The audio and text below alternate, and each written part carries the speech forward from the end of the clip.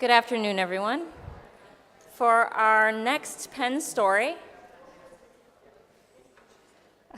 I am Tessa Dialarcon. I'm one of the project conservators here at the Penn Museum.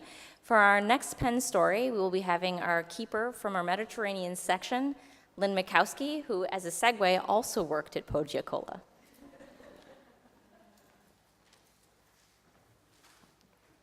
Good afternoon. I've had the good fortune of working closely with conservators in both the field and in museums. And much of my job here is collection management and curatorial related, so I'm in constant contact with the conservation department. Related to treatments, whether it's for loans or exhibitions, scientific testing requests, and conservation surveys. It's funny, I could not find a photograph of me with a conservator, which is nuts. Because I've been here a long time, and I work with the conservators all the time, but I guess we're just not sitting around photographing each other working. But maybe we should be doing that. This is a photo I took of one of our curators in the Mediterranean section, Ann Brownlee, with Lynn Grant discussing the treatment for this piece that was going out on loan.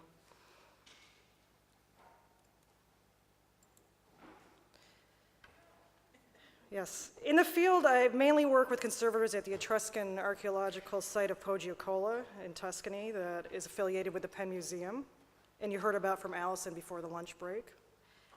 Each summer between 2002 and 2010, I had the good fortune of working with many conservators, mainly Karen Stam, Chris White, and Allison Lewis that you see here, and their numerous interns.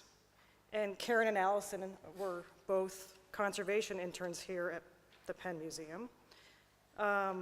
In my mind, conservators are really the voice of reason in the field and in the museum. And many have a background in archaeology, so they understand the unpredictable nature of this discipline. Oops. Come on. Why is this doing this to me now? They have to deal with the good, the bad, and the ugly. Working in museums can sometimes be like working in the field. Although we have beautiful new conservation labs here and other renovated spaces, a large part of this building is old and has lots of quirks, whether it's uneven floors, an unair-conditioned gallery, or a less than ideal workspace. So conservators adapt.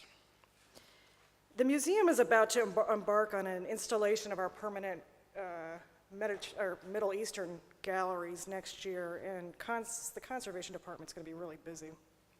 And so I thought I would just flash back to another permanent exhibition of archaeological collections that I was involved in. Actually, let me go back. When we reinstalled our permanent Roman and Etruscan galleries in 2003, I worked very closely with the conservation team that included Ginny Green, Lynn Grant, Julie Lawson, and Tom Fuller. When I was still relatively new here, a volunteer and I moved this piece on the right, an Etruscan anafix, down to the conservation lab.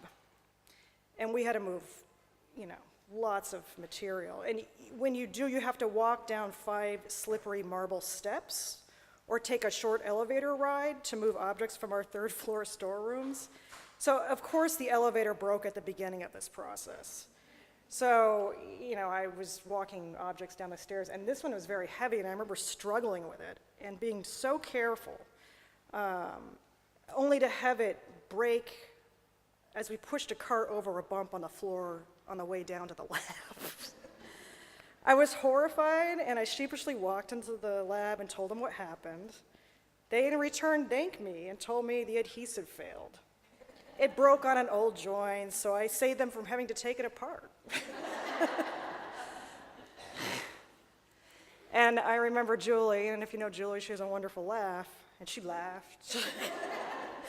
And she ended up working on that piece and also a lot of other pieces from that gallery, and here she is working on another terracotta for that exhibit. Let's see.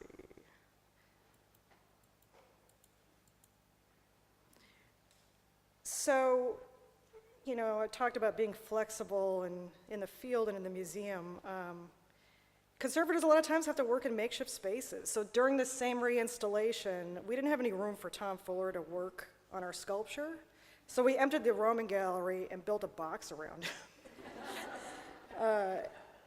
This is kind of a predecessor to our very popular In the Artifact Lab exhibition on the 3rd floor that I hope you all get a chance to see. Sounds like you will.